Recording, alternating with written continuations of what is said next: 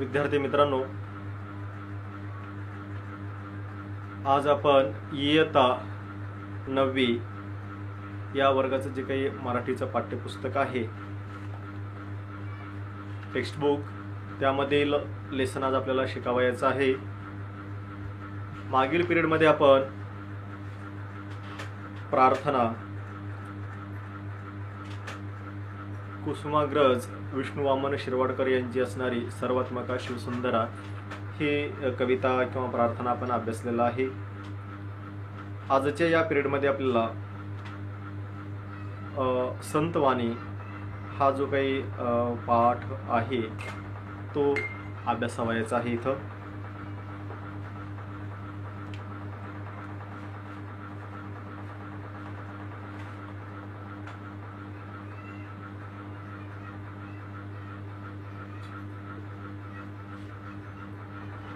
संतवाणी.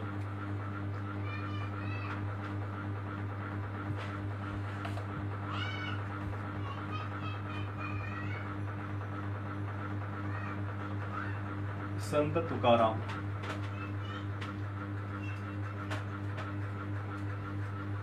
संत तुकाराम महाराज.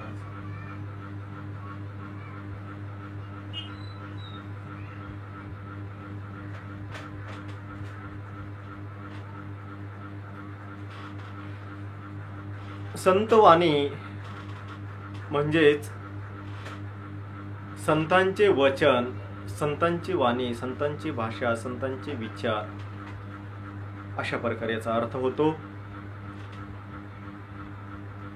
संतवाणी यामधील जो अभंग संत तुकाराम महाराजांनी लिहिलेला आहे तो आहे भेटी लागी जीवा.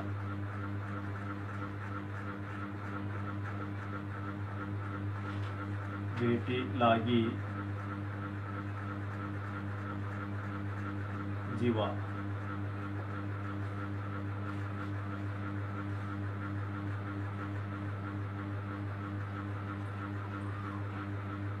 भेटी लागी जीवा हा जो काही अभंग आहे, हा अभंग संत तुकाराम महाराज यांनी लिहिलेला हा अभंग आहे आणि हा अभंग आपल्याला इयत्ता 9वीच्या अभ्यासक्रमासाठी ठेवण्यात आलेला आहे. तर विद्यार्थी मित्रांनो, आपल्याला संतांचं जे काही चरित्र आहे किंवा संत तुकाराम महाराज जे आहेत त्यांच्याविषयी आपल्याला थोडक्यात माहिती करून घेणंही गरजेचं आहे, त्यांचा अभंग अभ्यासण्याच्या अगोदर. आता संत तुकाराम महाराज हे वारकरी संप्रदायामधील थोर संत कवी म्हणून प्रसिद्ध राहिलेले आहेत. वारकरी संप्रदाय जो आहे हा संप्रदाय महाराष्ट्रामध्ये मुख्यत्वे करून मोठ्या प्रमाणावरती आहे. आता संतांचे अभंग, संतांचे जे काही विचार आहेत ते अभ्यासण्याच्या अगोदर आपल्याला थोडक्यामध्ये त्यांच्या संप्रदायाविषयी किंवा त्यांच्याविषयी थोडीफार माहिती आपल्याला करून घेणं गरजेचंच आहे. आता संत तुकाराम महाराज हे वारकरी संप्रदायामधील थोर संत असून त्यांना वारकरी संप्रदायाचा कळस आहे असं म्हणलं जातं. वारकरी संप्रदाय हा महाराष्ट्रामध्ये मुख्यत्वे करून उदयास आलेला आहे. आता वारकरी संप्रदाय नेमकं कोणी स्थापन केलं याविषयी माहिती जर आपल्याला करून घ्यावायचं आहे असेल, थोडक्यामध्ये काही वाक्यामध्ये आपण त्याविषयी थोडकी माहिती आपण इथं घेऊया. संत ज्ञानेश्वर यांनी वारकरी संप्रदायाची स्थापना केली गेलेली आहे. संत ज्ञानेश्वरासोबतच संत नामदेव महाराजही होते आणि संत नामदेव महाराज आणि संत ज्ञानेश्वर हे समकालीन कवी संत होते त्यावेळेसचे. तसं पाहिलं तर संत नामदेवांची खूप व्यापकता आणि संत नामदेव सगळ्यामध्ये ज्यांना आपण थोर असं म्हणूया, वयाने थोर, ज्ञानाने थोर असे होते. आणि असंही म्हणलं जातं की संत नामदेवांनीही वारकरी संप्रदायाची स्थापना केलेली आहे. परंतु ज्या आता ग्रंथामध्ये लिहिल्यानुसार संत ज्ञानेश्वरांनी वारकरी संप्रदायाची स्थापना केलेली आहे. मग संत ज्ञानेश्वरांनी जी वारकरी संप्रदायाची स्थापना केली, संत ज्ञानेश्वरांचे गुरु म्हणजेच त्यांचे मोठे बंधू श्री निवृत्तीनाथ महाराज असं त्यांना म्हणलं जातं. तर संत ज्ञानेश्वरांचे मोठे बंधूच संत ज्ञानेश्वरांचे गुरु आहेत. आणि संत निवृत्तीनाथांचे जे त्यांचे मोठे बंधू आहेत त्यांचे जर गुरु कोण विचारलं तर गहिनीनाथ महाराज असणारे, म्हणजेच नाथ संप्रदायाचे असणारे, यांच्याविषयी पुष्कळ असं लेखन आहे. तो आपल्याला स्वतंत्र त्याचा अभ्यास करावा लागेल. आपल्याला या अभंगाच्या दृष्टीनं, अभंगाच्या अनुषंगानं आपल्याला काही माहिती इथं अभ्यासावायची आहे, म्हणून थोडक्यात त्यांच्याविषयी आपण इथं माहिती घेत आहोत. संत निवृत्तीनाथांचे गुरु गहिनीनाथ जे नाथ संप्रदायाचे असणारे, तर नाथ संप्रदायाची दीक्षा गहिनीनाथांनी संत निवृत्तीनाथांना दिली. आणि मग निवृत्तीनाथांनी नंतर संत ज्ञानेश्वरांना त्यांनी दीक्षा दिली, त्यांना आपलं शिष्य बनवलं. मग संत ज्ञानेश्वर हे खूप महान योगी होते. त्यांनी अत्यंत कमी वयामध्ये खूप सुंदर आणि खूप अत्यंत ज्याला म्हणूया तात्विक पद्धतीचा ग्रंथही त्याने लिहिलेला आहे. संत ज्ञानेश्वरांनी असं म्हणलेलं आहे की मी मराठीची जी काही भाषा आहे, मराठी भाषा जी आहे, या सर्वसामान्यांची बोलीभाषा जी आहे, यावर मी असं लेखन करेन की त्यामध्ये अमृतालाही म्हणजेच मागे टाकेल एवढी गोडी मी या मराठी भाषेमध्ये निर्माण करेन, या ग्रंथामध्ये निर्माण करेन, असं संत ज्ञानेश्वरांनी म्हणलं. आणि तशा प्रकारची रचना ग्रंथ त्यांनी लेखन पण केलं. त्यांनी अवघ्या 18व्या वर्ष त्यांचं वय असताना संत ज्ञानेश्वरांनी जे भावार्थ दीपिका म्हणून ग्रंथ लिहिला, त्यालाच ज्ञानेश्वरी असं म्हणलं जातं आज. तर तो लिहिलेला ग्रंथ मराठीमधील अत्यंत उत्कृष्ट पद्धतीचा असलेला ग्रंथ असं मानलं जातं. संत ज्ञानेश्वरी अनेक पद्धतीच्या रचना त्यांनी केलेली आहे. आणि सर्वसामान्यांना भक्तीचा मार्ग दाखवावा, सगळ्यांना सोपा मार्ग मिळावा, यासाठी त्यांनी वारकरी संप्रदायाची स्थापना केली. वारकरी संप्रदायाचे मुख्य दैवत विठ्ठल, पांडुरंग, पंढरपूरचं जे काही विठ्ठल देवस्थान आहे ते वारकरी संप्रदायाचं मुख्य दैवत त्यांनी मानलं. गळ्यामध्ये तुळशीची माळ, कपाळीगंध आणि आचरण आपलं शुद्ध ठेवलं पाहिजे. आणि शुद्ध आहार जो शाकाहार आहे तो या संप्रदायाचं मुख्य आचरण वगैरे त्यांनी असं केलेलं आहे, तत्त्व ठेवलेले आहेत. आणि वारकरी संप्रदायामध्ये सगळ्यात महत्त्वाचं जर कुठलं तत्त्व किंवा सूत्र असेल तर ते समानतेचं. कोणीही मोठा नाही आणि कोणीही लहान नाही, सर्व समान आहेत, सर्व वैष्णव आहेत, सर्व विष्णूचे रूप आहे, सर्व विठ्ठलाचे रूप आहेत. हे समानतेचं तत्त्व वारकरी संप्रदायामध्ये ठेवण्यात आलेलं आहे. हे अत्यंत मोलाची गोष्ट आहे आणि क्रांतिकारी गोष्ट आहे. कारण त्या काळामध्ये खूप मोठ्या प्रमाणामध्ये अराजकता माजलेली होती. तेव्हा समाजामध्ये भक्तीचा प्रसार करणे आणि त्यानंतर समाजामध्ये भक्ती तर निर्माण करावायचीच आहे, पण सर्व जाती धर्मांचे लोक एकत्रित यावं आणि समानतेनं त्यांना वागणूक मिळावी, त्यांना मान सन्मान मिळावा, यासाठी समानतेचं सूत्र वारकरी संप्रदायामध्ये मान्य करण्यात आलं. म्हणून पहा, आपण कीर्तन वगैरे ऐकत असताना, पाहत असताना जर एखादी कीर्तनकार महाराज जरी असतील आणि त्यांच्या कुणी पाया पडलं तर ते त्याच्या दुसऱ्याच्या पाया पडत असतात. म्हणजे एक वारकरी भक्त दुसऱ्या वारकरी भक्ताच्या पाया पडतो. तिथं दुजा भाव नाही आहे. एकमेकाला आशीर्वाद असं दिलं जात नाही, तर एकमेकाचं दर्शन घेतलं जातं, एकमेकाच्या पाया पडले जाते. कोणीही मोठा नाही आहे. विष्णुमय जग, वैष्णवांचा धर्म, हे जे काही तत्व आहे तर हे वारकरी संप्रदायाचं तत्व आहे. आणि त्या काळामध्ये अत्यंत क्रांतिकारी हे विचार म्हणायला हरकत नाही आहे. आणि समाजामध्ये अशा प्रकारचे एकात्मता निर्माण करण्याचं कार्य वारकरी संप्रदायाने केलेलं आहे. आता यामध्ये संत ज्ञानेश्वरांनी या ठिकाणी वारकरी संप्रदायाची स्थापना केली. त्याच्यानंतर संत एकनाथ, संत नामदेव आणि संत तुकाराम अशा ह्या महान वारकरी संप्रदायातील संतांनी या वारकरी संप्रदायाची जी काही इमारत आहे हे निर्माण केलेली आहे. असं म्हणलं जातं की संत ज्ञानेश्वरांनी वारकरी संप्रदायाचा पाया रचला, संत नामदेवांनी त्याचा विस्तार केला आणि संत एकनाथांनी त्याला आधारस्तंभ दिलेला आहे. आणि याचा संपूर्ण कळस जर कोणी केलेला असेल तर संत तुकाराम महाराज यांनी हे वारकरी संप्रदायाचं कळस निर्माण करण्याचं म्हणजे अत्यंत श्रेष्ठ असं कार्य करण्याचं कार्य संत तुकाराम महाराजांनी केलेलं आहे. हे पार्श्वभूमी थोडंसं आपण वारकरी संप्रदायाविषयी आपण इथं अभ्यासणं गरजेचं आहे, कारण संत तुकाराम महाराजांचा इथं अभंग आपल्याला इथं अभ्यासावयाचा आहे. असे असणारे थोर संत तुकाराम महाराज यांचा जो काही अभंग आहे, भेटी लागी जीवा, हा अभंग अत्यंत महत्त्वपूर्ण आणि उच्च असे विचार या अभंगामधून इथं व्यक्त केलेले आहेत. तो आपल्याला इथं अभ्यासावयाचा आहे. भेटी लागी जीवा हा अभंग संत तुकाराम महाराजांनी उत्कृष्ट पद्धतीने लिहिलेला असा हा अभंग आहे. संत तुकाराम महाराजांचं पूर्ण नाव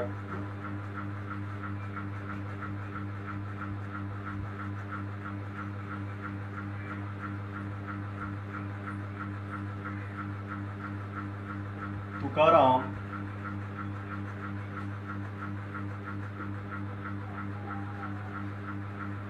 बोलोबा,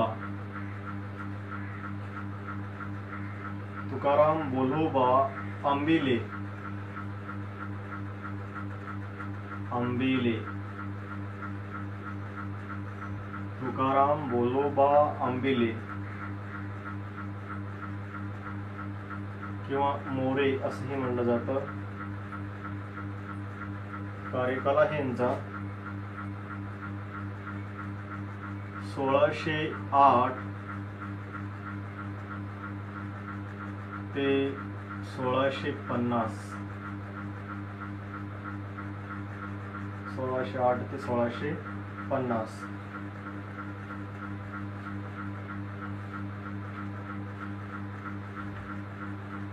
श्री संत तुकाराम महाराजांचं नाव जर पूर्ण म्हणलं तर तुकाराम बोलोबा आंबिले, तसेच मोरे असंही त्यांना म्हणलं जातं.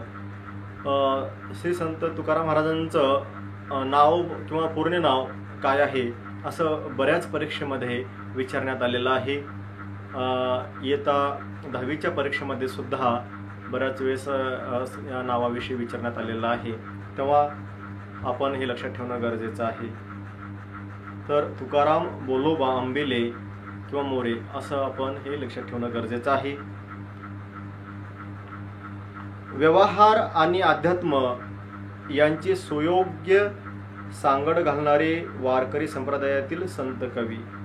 व्यवहार आणि अध्यात्म, आता पहा, म्हणजेच संसार किंवा आपल्या प्रापंचिक जीवनामधील असणारा जो काही व्यवहार आहे आणि अध्यात्म ईश्वराविषयीचं असणारं चिंतन, मनन, भक्ती यांची सुयोग्य अशा पद्धतीने त्यांनी सांगड घालण्याचा प्रयत्न करण्यात आलेला आहे किंवा त्यांनी सांगड घालणारे असे वारकरी संप्रदायातील श्रेष्ठ असे ही संत कवी आहेत. दांभिकता, दैववाद, अहंकारी वृत्ती, दुराचार इत्यादीचा परखड समाचार त्यांनी आपल्या अभंगामधून घेतलेला आहे.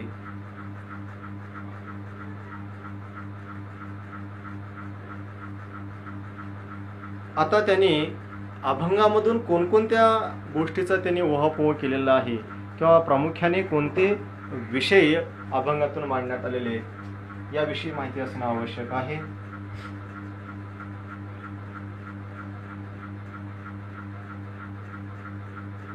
दांभिकता,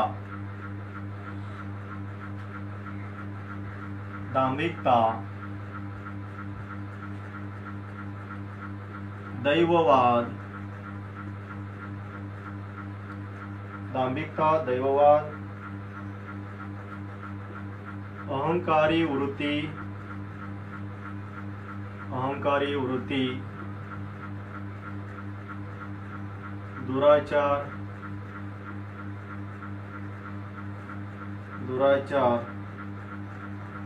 इत्यादीचा प्रखर समाचार त्यांनी आपल्या अभंगामधून घेतलेला आहे.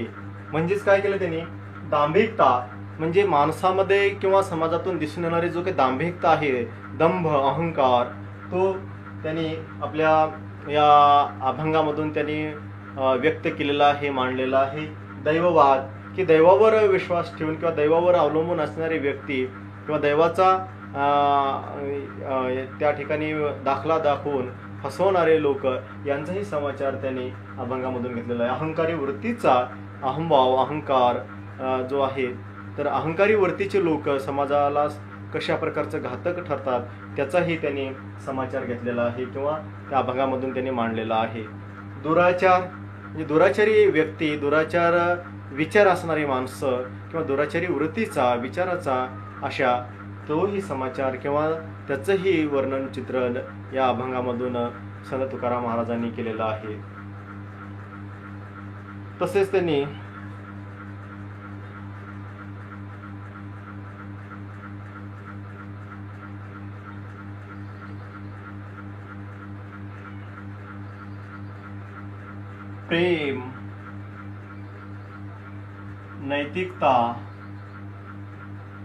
प्रेम, नैतिकता, करुणा,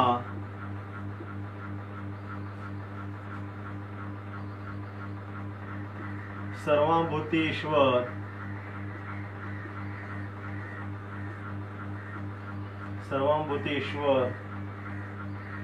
या मूल्यांना प्रमाणभूत मानून आपल्या प्रापंचिक जीवनाचा आदर्श ते अभंगातून मांडतात. पहा, प्रेम, नैतिकता, करुणा, सर्वांभूती ईश्वर हे जे काही मूल्य आहेत, या मूल्यांचाही त्यांनी पुरस्कार आपल्या अभंगामधून त्यांनी केलेला आहे.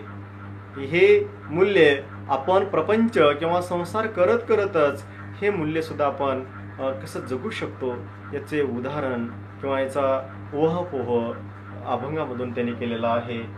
प्रेमाविषयी माणसानं प्रेम सगळ्यावर करावं आणि नैतिकता, माणूस नैतिकतेनं राहिलं पाहिजे याविषयीचं त्यांनी चित्रण अभंगामधून केलेलं आहे. करुणा, दया, क्षमा ज्यांना म्हणावं, म्हणजे संत तुकाराम महाराजांचं मोठेपण इतकं आहे की ते अनेकांना क्षमा करायचे, क्षमा करण्याचं महत्त्वही त्यांनी सांगितलेलं आहे. सर्वांभूती ईश्वर आणि सगळ्यामध्ये ईश्वर आहे ही भावना निर्माण करा, तशा प्रकारचं जीवन जगणं हे अत्यंत महत्त्वाचं आहे. तर संत तुकाराम महाराजांनी अशा प्रकारच्या मूल्यांचाही पुरस्कार करत जीवन जगलेलं आहे. तर ते अभंगामधूनही इथं मांडत असतात. त्यांचे अभंग अत्यंत मोलाचे, कारण हे जीवनमूल्य स्वीकारलेले किंवा त्या जीवनमूल्यांचा पुरस्कार या अभंगामधून त्यांनी केलेला आपल्याला दिसून येतो. असं पाहिलं, दया, क्षमा, शांती किंवा ज्यांना करुणा असं म्हणलं जातं, तर संत तुकाराम महाराजाविषयी अनेक असे काही चरित्रात्मक त्यांच्या कथा आहेत, जेणेकरून संत तुकाराम महाराजांचं मोठेपण त्यामधून दिसून येतं की ते आपल्या भक्तासाठी किंवा विठ्ठलांच्या भक्तासाठी असणारे वारकरी संप्रदायातील लोकांसाठी किंवा सर्वांसाठी, सर्व प्राणी मात्रासाठी त्यांच्या अंतःकरणात कशा प्रकारची दया होती, करुणा होती ते व्यक्त करतात. आणि बऱ्याच वेळेस जे खल प्रवृत्तीचे, दुष्ट प्रवृत्तीचे लोक त्यांना त्रास द्यायचे, तरी अशाही लोकांना त्यांनी खूप मोठ्या मनाने ते क्षमा करतात. त्यांनी दिलेला त्रास सहन करून त्यांना परत प्रेमच त्यांना देतात, त्यांच्यावर दयाच करतात, करुणा करतात. त्यांची अनेक उदाहरणं संत तुकाराम महाराजांचे जे काही चरित्र वगैरे आहे त्यामध्ये ज्यावेळेस आपण अभ्यास करूया त्यामध्ये लक्षात आपल्याला येऊ शकेल. त्यांच्यावर अनेक लोकांनी, ज्या त्यावेळेस प्रस्थापित असणारे वरिष्ठ वर्णातील असणारे जे काही लोक आहेत किंवा पंडित म्हटलं जातं, त्यांनी संत तुकाराम महाराजावरती खूप अन्याय अत्याचार केला होता. तर अशाही लोकांना अत्यंत सहनशीलतेनं त्यांना उत्तर दिलं आणि त्यांच्यावर दया, क्षमा त्यांनी दाखवलेली आहे. त्यांना ज्यावेळेस संत तुकाराम महाराज सरळ साध्या सोप्या भाषेमधनं वेदांचा अर्थ सांगत होते, अभंग लिहित होते, त्यावेळेस प्रस्थापित असणारे उच्चवर्णीय म्हणून असणारे यांनी खूप संत तुकाराम महाराजांना त्रास दिला, त्यांना मारण्यातही आलेलं आहे. तसेच त्यांच्यावरती ज्या चाबूक असं म्हणलं तर त्याच्याने जे वेळेस मारलं येत होतं तर त्यांना सुद्धा संत तुकाराम महाराजांनी त्यांना क्षमा करून टाकलेलं आहे, त्यांच्याविषयी करुणा दाखवलेली आहे. आणि शेवटी संत तुकाराम महाराजांनाच असे असणारे दुष्ट लोक शरण आलेले आहेत. अशा प्रकारचे अत्यंत विशाल अंतकरणाचे असणारे हे संत तुकाराम महाराज, त्यांचं मोठेपण व्यापक स्वरूपकाचं आहे. संत तुकाराम महाराजाविषयी म्हणलं जातं की तुका केवडा केवडा तर तुका आकाशा एवढा, अशा प्रकारचं त्यांचं वर्णन, म्हणजे आकाशा एवढे संत तुकाराम महाराजांचं मोठेपण आहे असंही अनेक ठिकाणी वर्णन करण्यात आलेलं आहे त्यांच्याविषयी. ते कशा प्रकारचे दयेचे सागर होते किंवा क्षमाशील होते, करुणा निधान होते, हे याविषयी अनेक त्यांच्याविषयी आपल्याला चरित्रात्मक त्यांच्या कथा आपल्याला ऐकायला वाचायला मिळतात. पण आपल्याला इथं अभ्यासाच्या दृष्टिकोनातून फक्त त्यांचा जो काही अभंग आहे तो अभंगाचा आपण इथं अभ्यास करत आहोत. तरीही त्यांच्याविषयी थोडीशी माहिती आपल्याला असणं आवश्यक आहे, म्हणून आपण वारकरी संप्रदायाविषयीची थोडीशी माहिती घेतलेली आहे. आणि संत तुकाराम महाराजाविषयी खूप अल्पशी माहिती आपण इथं घेतलेली आहे. तसं पाहिलं तर त्यांचं जन्म, त्यांचं जीवन पुष्कळ त्याच्यासाठी खूप वेळ पण आपल्याला इथं लागतो. पण आपण अभ्यासाच्या दृष्टिकोनातून थोडासा त्रुटक अशी त्यांची माहिती आपण इथं घेतलेली आहे. त्यानंतर आता पुढील काही अभंगही आपल्याला इथं आणि काही अभ्यासावयाचे आहेत. संत तुकाराम महाराजांचं अभंग आहे, त्याच्यानंतर संत बहिणाबाई आहे, त्यांचंही काही असणारे काव्य आहे ते अभ्यासावायचं आहे. त्यामुळे वारकरी संप्रदाय हे यांच्या अभ्यास करत असतानाच वारकरी संप्रदाय म्हणजेच काय हे आपल्याला अभ्यास करणं किंवा त्याच्याविषयी माहिती असणं आवश्यक आहे, म्हणून थोडक्यामध्ये आपण इथं माहिती घेतलेली आहे. प्रस्तुत अभंगातून संत तुकारामांनी आपल्या मनातील विठ्ठलाच्या भेटीची ओढ समर्पक दृष्टांतातून व्यक्त केली आहे. प्रस्तुत अभंग जो आहे त्या प्रस्तुत अभंगातून संत तुकारामांनी आपल्या मनातील विठ्ठलाच्या भेटीची ओढ समर्पक दृष्टांतातून व्यक्त केली आहे. आता संत तुकाराम महाराज विठ्ठलाचे भक्त आहेत आणि मग विठ्ठलाच्या भेटीची जी काही ओढ आहे मनामध्ये, त्या ओढीचं समर्पक असं वर्णन किंवा आपल्या भगवंताविषयी विठ्ठलाविषयी कशा प्रकारची ओढ आहे आणि ती ओढ समर्पक अशा दृष्टांतामधून इथं संत तुकाराम महाराजांनी सांगण्याचा इथं प्रयत्न केलेला आहे. तेव्हा त्यांचा प्रत्यक्ष आपण इथं अभंग ज्यावेळेस इथं अभ्यासूया तेव्हा आपल्या लक्षात निश्चितच येऊ शकेल. भेटी लागी जीवा लागलीसे आस पाहे रात्रंदिवस वाट तुझी. भेटी लागी जीवा लागलीसे आस पाहे रात्रंदिवस वाट तुझी. पौर्णिमेचा चंद्रमा चकोरा जीवन तैसे माझे मन वाट पाहे. पौर्णिमेचा चंद्रमा चकोरा जीवन तैसे माझे मन वाट पाहे. दिवाळीच्या मुळा लेकी आसावली पाहतसे वाटोली पंढरीची. दिवाळीच्या मुळा लेकी आसावली पाहतसे वाटोली पंढरीची. भुकेली वा बाळ अतिशोक करी वाट पाहे उरी माऊलीची. भुकेली वा बाळ अतिशोक करी वाट पाहे उरी माऊलीची. तुका मने मज लागलीसे भूक धावूनी श्रीमुख दावी देवा. तुका मने मज लागलीसे भूक धावूनी श्रीमुख दावी देवा. पहा, अत्यंत सुंदर असणारा हा संत तुकाराम महाराजांचा अभंग आहे.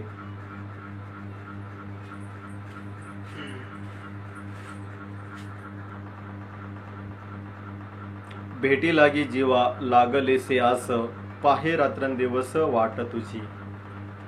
पहा, या अभंगामधून जे या काव्यपंक्ती आहेत, या काव्यपंक्तीचा अर्थ असा आहे, भेटी लागी जीवा लागलीसे आस पाहे रात्रंदिवस वाट तुझी.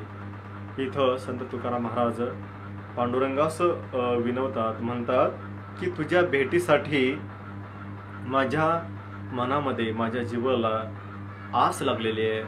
तुझ्या भेटीची आशा, इच्छा माझ्या मनामध्ये निर्माण झालेली आहे आणि त्यासाठी मी तुझी वाट पाहतोय, रात्रंदिवस तुझी मी वाट पाहत आहे, असं इथे संत तुकाराम महाराज या काव्यपंक्तीमध्ये म्हणतात. भेटी लागे जेव्हा लागली सेआस, पाहे रात्रंदिवस वाट तुझी.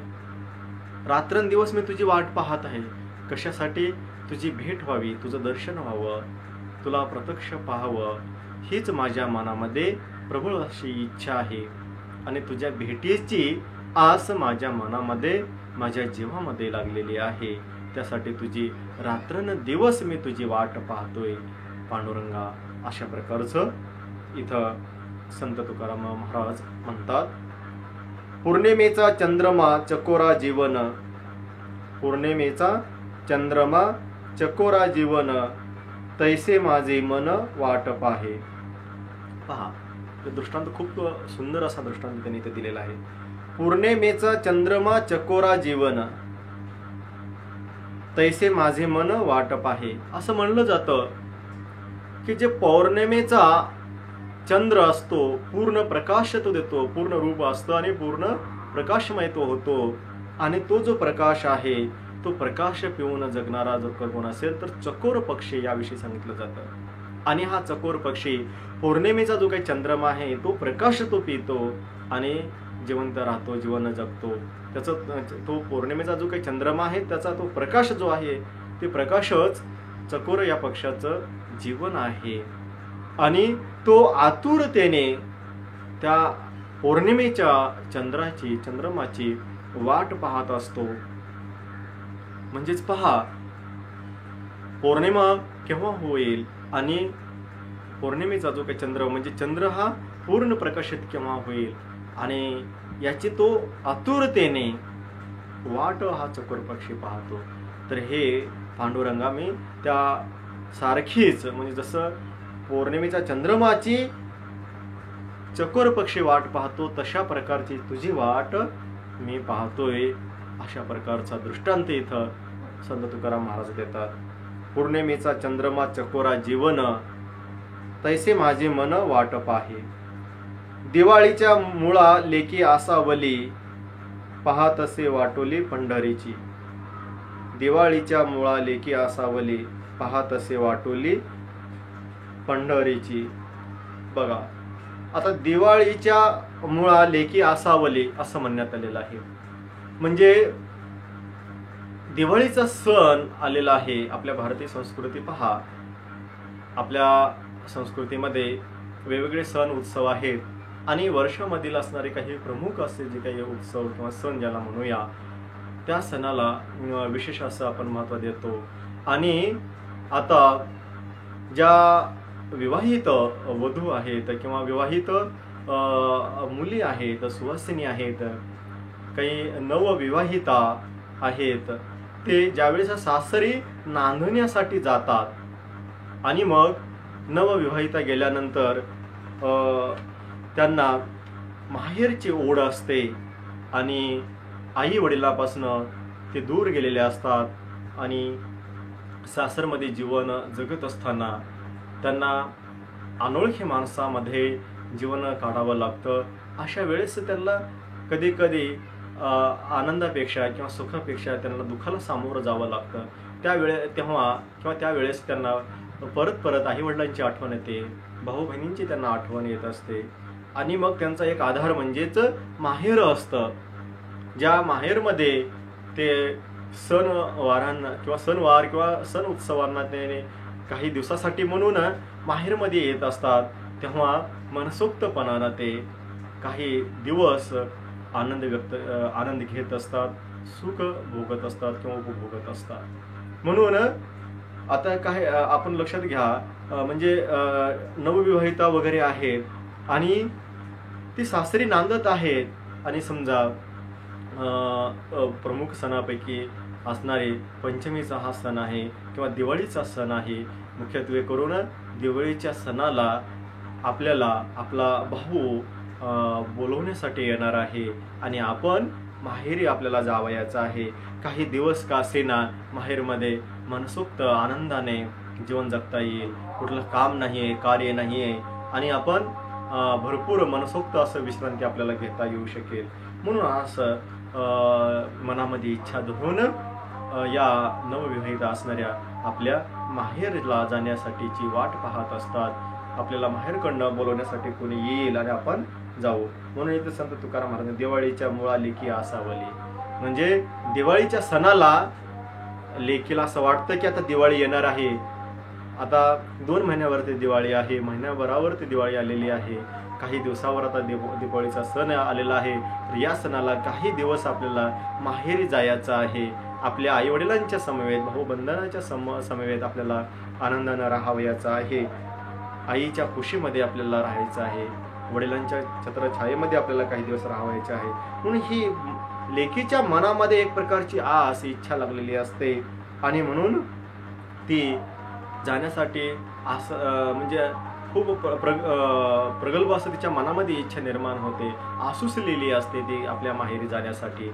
आणि तशा प्रकारचे मग इथं जसं दिवाळीला लेकींना माहेरी जावं असं वाटतं, तिच्या मनामध्ये तशा प्रकारची इच्छा जशी निर्माण होती, तशा प्रकारचे हे पांडुरंगा मलाही तुझी मला आस लागलेली आहे, तुझी इच्छा लागलेली आहे, हे पांडुरंगा तुझ्या भेटीची तशी तळमळ माझ्या मनामध्ये निर्माण झालेली आहे आणि तू लवकर मला दर्शन दे।